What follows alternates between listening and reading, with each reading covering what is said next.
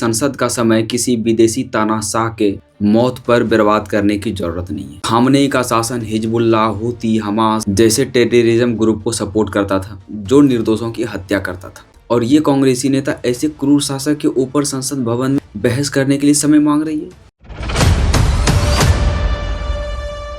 राम राम दोस्तों, स्वागत है दोस्तों आप सभी का हमारे एक और वीडियो में। दोस्तों, जो सोनिया गांधी परमाणु परीक्षण का विरोध करती थी, जिनका कहना था कि भारत को शक्ति की जरूरत नहीं है, भारत को संयम रखने की जरूरत है, वो आज ये बोल रहे दोस्तों कि भारत को अब ईरान का साथ देना चाहिए, और वो भारत के पार्लियामेंट में एक क्रूर शासक खामनेई के ऊपर बहस करने के लिए समय मांग रही है कि भाई इसके ऊपर संसद भवन में चर्चा होनी चाहिए। तो दोस्तों, वीडियो के अंत तक आप लोग बने रहिएगा, और अगर आप चैनल पे पहली बार आए तो चैनल को सब्सक्राइब करके बेल आइकन को ऑन जरूर कर लीजिएगा ताकि आप लोगों को नोटिफिकेशन मिल सके। तो चलिए शुरू करते हैं। दोस्तों, कांग्रेस नेता सोनिया गांधी, प्रियंका गांधी, राहुल गांधी, सुप्रिया सिनेत, पवन खेड़ा और हर एक कांग्रेसी पेज पर आपको एक संपादक देखने को मिला होगा जिसको सोनिया गांधी ने लिखा है, जिसमें उन्होंने ईरान के सुप्रीम लीडर खामनेई के अमेरिका और इजराइल के द्वारा की गई हत्या पर मोदी सरकार की चुप्पी की कड़ी आलोचना की है। सोनिया गांधी कहती है कि ये चुप्पी न्यूट्रलिटी नहीं बल्कि इंटरनेशनल लॉ सोवरेनिटी का उदाहरण है, जो भारत की विदेश नीति की रिलायबिलिटी और स्ट्रेटेजी ऑटोनॉमी को कमजोर करती है। सोनिया गांधी भारत ईरान के सिविलाइजेशन एवं स्ट्रेटेजिक संबंधों का उल्लेख करती है और कहती है कि पीएम मोदी का इजराइल दौरा और बेंजामिन नेतन्याहू का समर्थन, जबकि गाजा में नागरिक मौतों के बावजूद इस हमले को मौन समर्थन देता है। सोनिया गांधी इस मुद्दे पर संसद में बहस करने की मांग करती है, लेकिन दोस्तों ये लेख पॉलिटिकल हिपोक्रेसी का एक बेहतरीन उदाहरण है। दोस्तों, पहली बात तो ये कि भारत और ईरान का कोई गहरा सिविलाइजेशन संबंध नहीं है। भारत में फारसी से कई ज्यादा इंग्लिश लैंग्वेजें बोली जाती है और लिखी भी जाती है,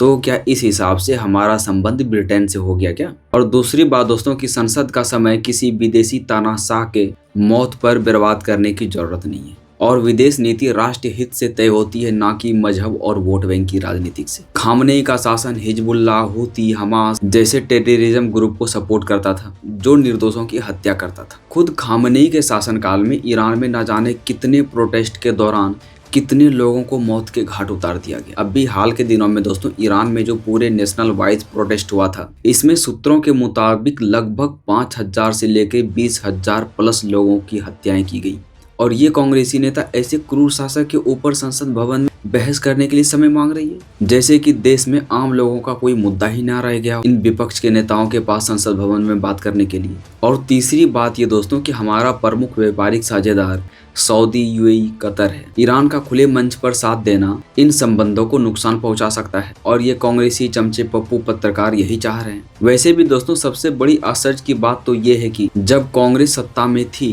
तब 3 बार IAEA में ईरान के परमाणु कार्यक्रम के खिलाफ वोट किया था, 2005 में, 2006 में और 2009 में, और वो भी अमेरिका के साथ खड़े होकर। जिसके बाद दोस्तों ईरान नाराज हो गया था और भारत को धमकी दे दिया था गैस डील कैंसिल करने की। तब सोवरेनिटी और मोरालिटी की बात नहीं की थी, और आज वोट बैंक के लिए नैतिकता की दुहाई दे रहा है। कांग्रेस का यही स्टैंड दोस्तों दिखाता है कि उसे राष्ट्र हित से ज्यादा उनका फोकस कट्टर विचारधाराओं और वोट बैंक पर है। भारत की विदेश नीति दोस्तों नई दिल्ली के लिए बनी है, ना कि तेहरान के लिए। कांग्रेस अब मुख्य विपक्ष नहीं बल्कि राष्ट्र हित के खिलाफ एक ताकत बन गई है। बाकी बात दोस्तों इसके ऊपर आप लोगों की क्या राय, क्या ओपिनियन है, आप लोग कमेंट सेक्शन में जरूर शेयर कीजिएगा।